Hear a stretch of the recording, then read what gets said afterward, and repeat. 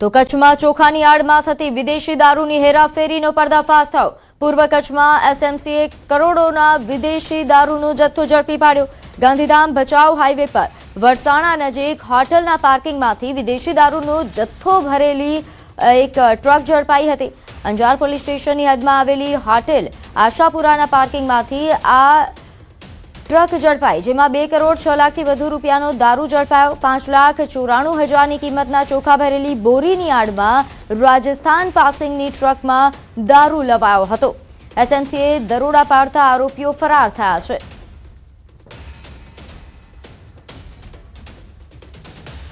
તો હાલ રાજ્યમાં કઈ રીતે દારૂની હેરાફેરી થઈ રહી છે તેના 2 દ્રશ્યો આપ જુઓ। આ રીતે નશાનો વેપલો ચાલી રહ્યો છે। રાજકોટમાં પણ બટાકાની આડમાં દારૂની હેરાફેરી થઈ રહી હતી, તો અહીં કચ્છમાં ચોખાની આડમાં દારૂની હેરાફેરી ઝડપાઈ છે। હાલ તો એસએમસી એક્શન મોડ પર જોવા મળી રહી છે અને આવા તમામ દારૂની હેરાફેરી કરતા નશાખોરોને ઝડપી પાડવામાં આવી રહ્યા છે।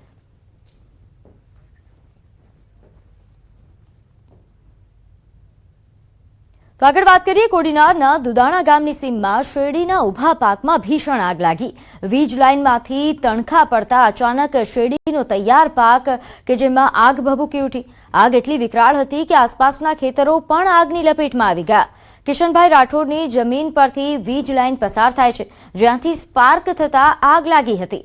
કિશનભાઈ રાઠોડની અંદાજે 160 ટન શેરડી બળીને ખાખ થઈ, તો 5 લાખથી વધુનું નુકસાન થયું, જ્યારે હંસાબેન રાઠોડની 320 ટન શેરડી બળી છે।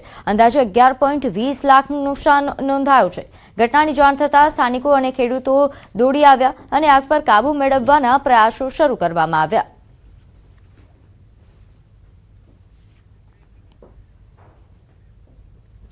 હવે વાત કરીએ મહેસાણાની। અહીં દુર્ગંધયુક્ત પીવાનું પાણી આવતા લોકોમાં રોષ છે। પીવાના પાણીમાં જીવજંતુ જોવા મળતા લોકોમાં ફફડાટ ફેલાયો છે। વિસનગરના આથમણાવાસમાં પાણીમાંથી આ જીવજંતુ મળી આવ્યા। પીવાના પાણીમાં સાપના કણા જેવા જીવજંતુ મળ્યા છે। દૂષિત પાણીથી સ્થાનિકોમાં રોગચાળાની ભીતિ છે। ગંદા પાણીની ફરિયાદ મળતા તંત્ર હવે એક્શન મોડ પર આવ્યું છે અને પાલિકાની ટીમે સ્થળ પર પહોંચી તપાસ હાથ ધરી।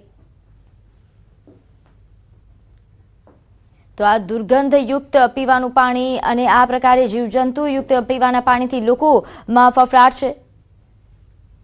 પીવાના પાણીમાં સાપના કણા હોય તે પ્રકારના જીવજંતુ મળી આવ્યા હતા, જેનો એક વિડીયો પણ સામે આવ્યો છે। દૂષિત પાણીથી હાલ સ્થાનિકો ભયમાં છે, તેમને રોગચાળાનો ભય છે।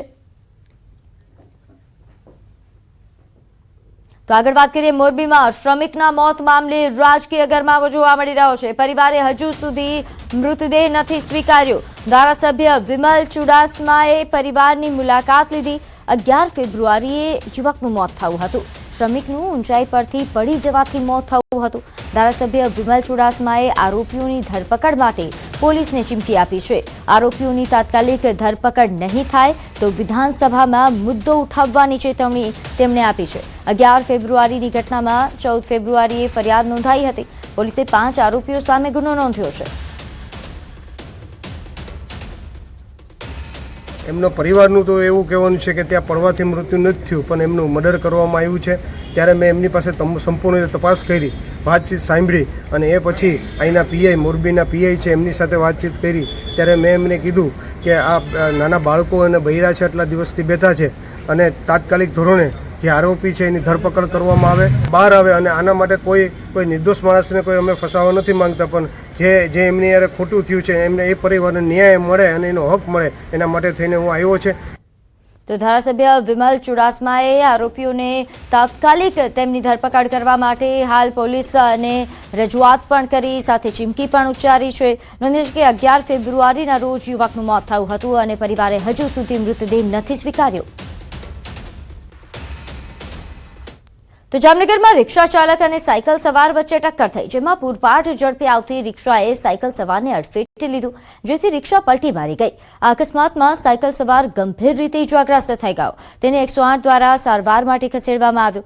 ઘટના બાદ સ્થાનિકોએ પોલીસને જાણ કરી હતી અને રિક્ષા ચાલકને પકડી પાડ્યો હતો।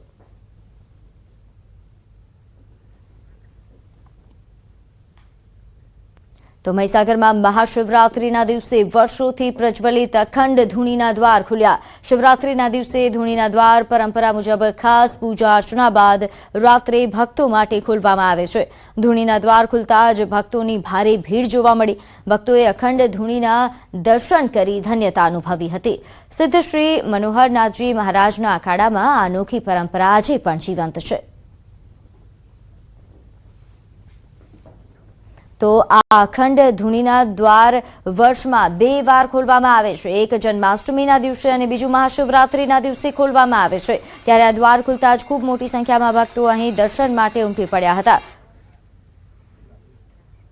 તો અખંડ ધૂણીના દર્શન કરી ભક્તોએ ધન્યતા અનુભવી અને આ ધૂણીના એક જે આ દ્રશ્યો છે તમે પણ જોઈ શકો છો. આ ધૂણીના દ્રશ્યો સામે આવ્યા છે, વિડીયો સામે આવ્યો છે. ધૂનાની માન્યતા એમ છે કે આ એક નાગ સન્યાસી અહીં આવ્યા હતા અને એમને આ ધૂના ચેતન કરેલો તે સમય. આજે લગભગ 630 વર્ષ જૂનું આ ધૂનું કહેવાય અને આ દર વર્ષમાં 2 વખત જ ખુલે છે, એક જન્માષ્ટમી અને એક આ મહાશિવરાત્રી. તો વિધાનસભા ઉપાધ્યક્ષ શૈલેષ પરમારને બનાવવા માટે કોંગ્રેસે પ્રસ્તાવ લાવ્યો.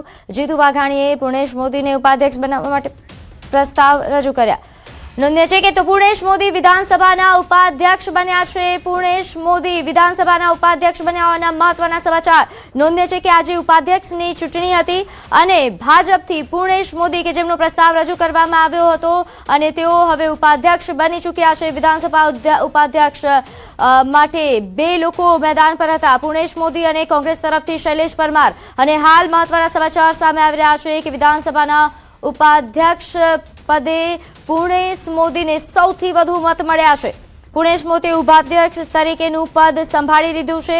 આ દ્રશ્યો આપ ન્યૂઝ 18 ગુજરાતીના પર જોઈ શકો છો. પૂર્ણેશ મોદીના સમર્થનમાં સૌથી વધુ મત પડતા જ હવે તેઓ ઉપાધ્યક્ષ પદે પસંદ થયા છે. પૂર્ણેશ મોદીના સમર્થનમાં સૌથી વધુ મત પડ્યા. નોંધે છે કે ભાજપ તરફથી પૂર્ણેશ મોદી ઉપાધ્યક્ષ બને તેવો પ્રસ્તાવ રજૂ કરવામાં આવ્યો હતો, તો કોંગ્રેસ તરફથી શૈલેષ પરમારને મેદાન પર લાવવામાં આવ્યા હતા. પરંતુ હાલ આ પરિણામ આવી ચૂક્યું છે. પૂર્ણેશ મોદીના સમર્થનમાં સૌથી વધુ મત પડ્યા અને હવે ઉપાધ્યક્ષ તરીકે પૂર્ણેશ મોદી કે જેમણે આ પદભાર સંભાળ્યો છે, વિધાનસભા ઉપાધ્યક્ષ પદે પૂર્ણેશ મોદીની પસંદગી કરવામાં આવી. સૌથી વધુ મત તેમને મળ્યા છે. નોંધે છે કે આજે ઉપાધ્યક્ષ પદની ચૂંટણી યોજાઈ હતી, જેમાં કોંગ્રેસ તરફથી શૈલેષ પરમાર કે જેમને ઉપાધ્યક્ષ બનાવવા માટે પ્રસ્તાવ લાવવામાં આવ્યો હતો, તો જીતુ વાઘાણીએ પૂર્ણેશ મોદીને ઉપાધ્યક્ષ બનવા માટે પ્રસ્તાવ રજૂ કરવામાં આવ્યો અને હવે આ ચૂંટણીનું પરિણામ આવી ચૂક્યું છે. પૂર્ણેશ મોદી કે જેમને સૌથી વધુ મત મળ્યા છે અને હવે તેઓ ઉપાધ્યક્ષ તરીકે પસંદ તેમની કરવામાં આવી છે. હવે તેઓ ઉપાધ્યક્ષ બની ચૂક્યા છે. વિધાનસભાના ઉપાધ્યક્ષ પૂર્ણેશ મોદી બન્યા છે. નોંધનીય છે કે ધ્વનિ મતથી ઉપાધ્યક્ષ માટે મતદાન થયું, જેમાં સૌથી વધુ મત પૂર્ણેશ મોદીને મળ્યા. પૂર્ણેશ મોદીને ઉપાધ્યક્ષ પદે પસંદ કરવામાં આવ્યા છે. પૂર્ણેશ મોદીએ ઉપાધ્યક્ષ તરીકેનું પદ સંભાળ્યું છે. જય શ્રી રામના નારા સાથે ભાજપના સભ્યોએ તેમને વધાવ્યા હોવાના પણ સમાચાર મળી રહ્યા છે.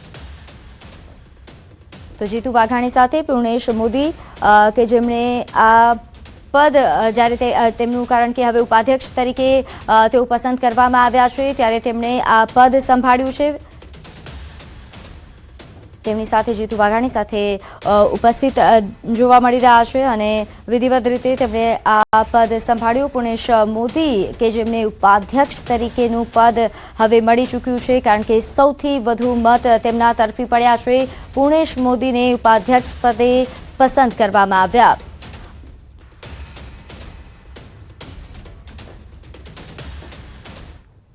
આગળ વાત કરીએ મહેસાણાના અગોલ ગામમાં લગ્નમાં નોટનો વરસાદ થયો.